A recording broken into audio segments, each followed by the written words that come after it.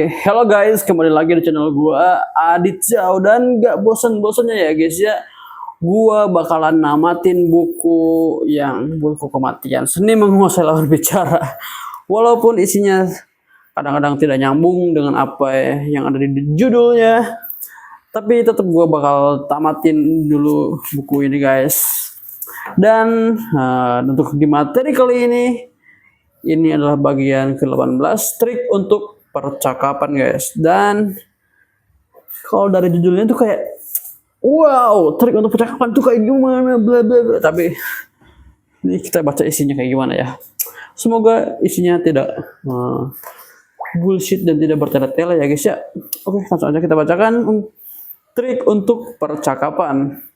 Kunci dari suksesnya suatu hubungan antara manusia adalah komunikasi yang baik. Namun komunikasi seringkali dianggap sepele, padahal sedikit saja ada kesalahan dalam berkomunikasi, maka konsekuensinya bisa fatal. Hal itu bisa menimbulkan kesalahpahaman yang justru dapat berakhir dengan pertengkaran. Terjadinya pertengkaran dipicu karena tidak tercapainya maksud yang diinginkan oleh pemberi pesan, komunikator, atau si penerima pesan, komunikan tidak dapat menangkap maksud dari pemberi pesan.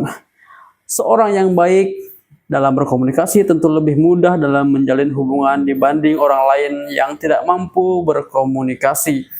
Mereka yang memiliki karir yang baik tentu harus mampu berkomunikasi dengan baik pula. Hal itu penting untuk terus menjaga hubungan dalam suatu dunia kerja.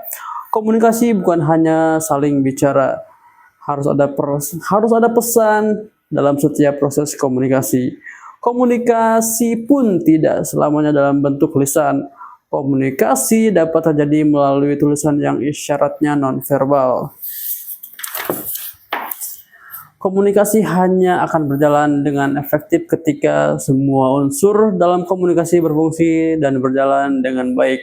Komunikasi tidak harus selalu berakhir dengan persetujuan, tetapi paling tidak muncul pemahaman dan pengertian mengenai apa yang disampaikan.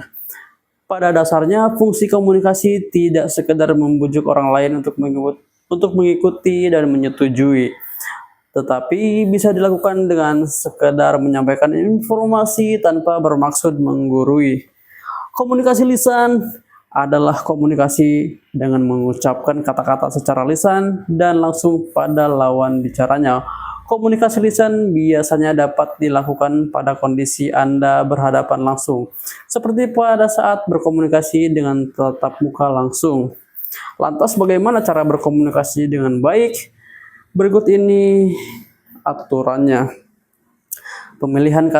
Pilihlah kata-kata yang mudah atau sederhana dan tidak sulit diucapkan serta dihafalkan. Kata-kata yang dipilih harus mudah dicerna oleh si pendengar supaya kata-kata tersebut terkesan kuat. Ragam bahasa, setiap tempat memiliki ragam bahasa yang berbeda. Anda harus mampu menggunakan ragam bahasa sesuai tempatnya. Jika Anda bicara kepada tukang beca, gunakanlah ragam bahasa yang berbeda dengan ragam bahasa sewaktu Anda dengan seseorang mahasiswa. Dengan demikian, Anda lebih fleksibel dalam berbahasa tergantung situasi dan kondisi yang dihadapi. Selanjutnya, kekuatan suara. Gunakanlah intonasi dan nada suara, jeda, tempo, dinamika, dan ekspresi suara yang baik dan benar. Ketika berbicara, usahakan suara napas Anda tidak terdengar.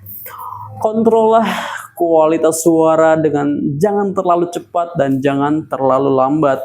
Gunakanlah kecepatan suara sedang supaya Anda memenggal kalimat dengan mudah, memahami makna kalimat yang diucapkan. Dengan ekspresi suara yang jelas, kalimat yang Anda ucapkan akan menjadi jelas dan mudah dipahami oleh si pendengar. Selanjutnya, menjadi pendengar aktif. Komunikasi yang efektif akan terwujud jika ada keseimbangan antara pembicara dengan pendengar. Anda harus bisa bicara, tetapi Anda juga harus bisa menjadi pendengar yang baik dan aktif. Simak ucapan dari lawan bicara Anda dengan seksama dan dengarkan dengan cermat. Berikan respons yang positif terhadap ucapannya dan berikan pendapat Anda dari apa yang dibicarakan olehnya.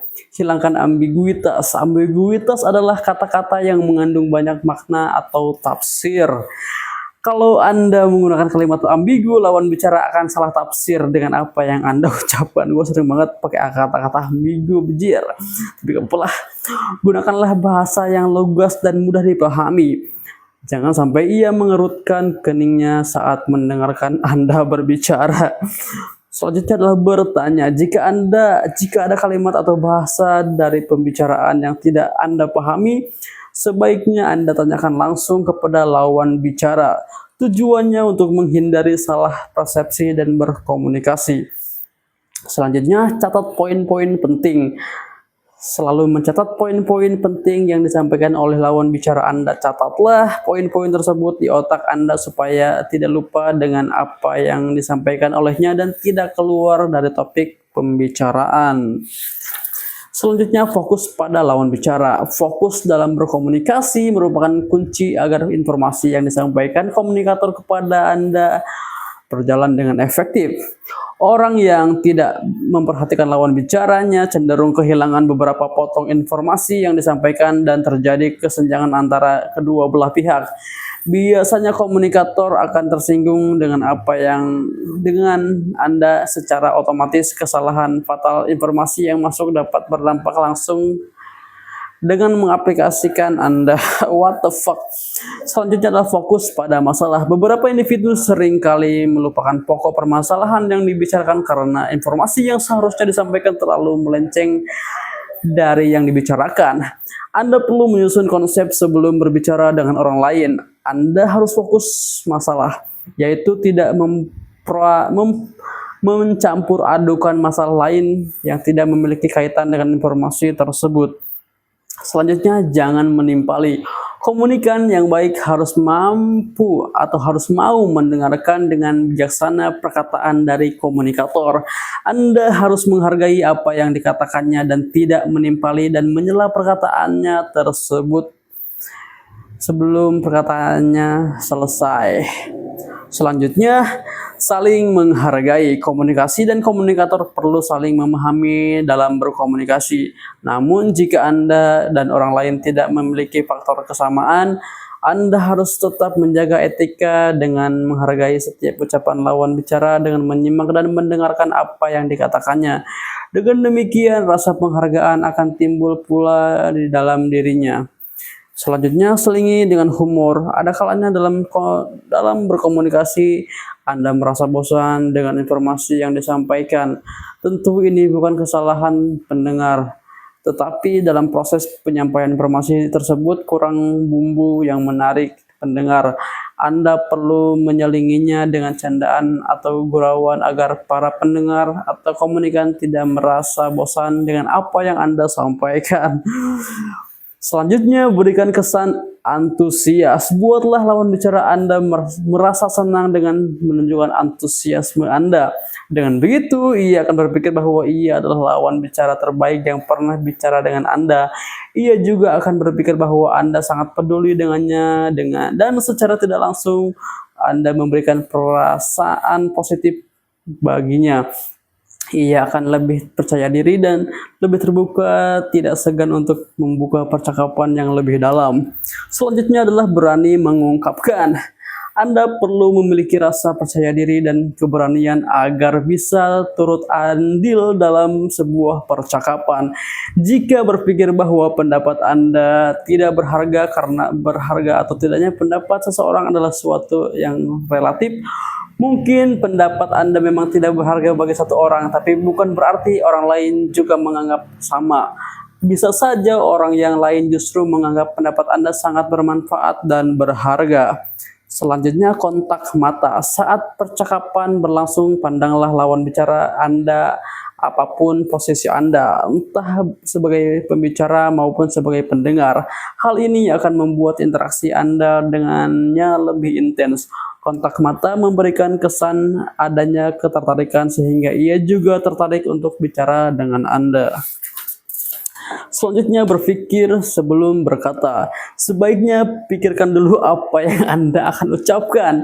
Berpikir sebelum bertindak tentu lebih baik daripada tidak berpikir. Jangan lupa bahwa lawan bicara Anda juga menunggu apa yang Anda ucapkan, sehingga jangan terlalu lama berpikir. Selanjutnya, amati bahasa tubuh. Bahasa tubuh bisa menunjukkan apa yang dipikirkan seseorang meskipun berbeda dari yang diucapkannya. Amati gestur lawan bicara Anda dan perhatikan pula nada bicaranya. Dengan demikian, Anda bisa menyesuaikan kata-kata, gestur, dan informasi suara Anda agar ia bisa memberi respon positif.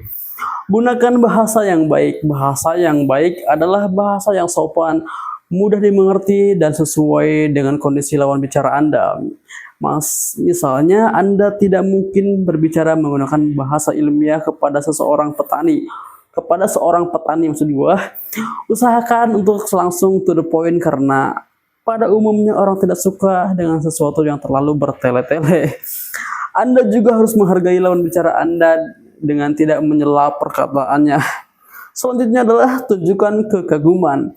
Kejujuran adalah salah satu cara terbaik untuk menjalin sebuah hubungan dengan orang lain. Maka dari itu, jujurlah apa yang Anda sukai dari mereka dan mengapa Anda menyukainya. Jika Anda ragu untuk mengatakan secara langsung kalimat "Anda sangat cerdas, saya kagum pada Anda", maka Anda harus memberi pernyataan tidak langsung.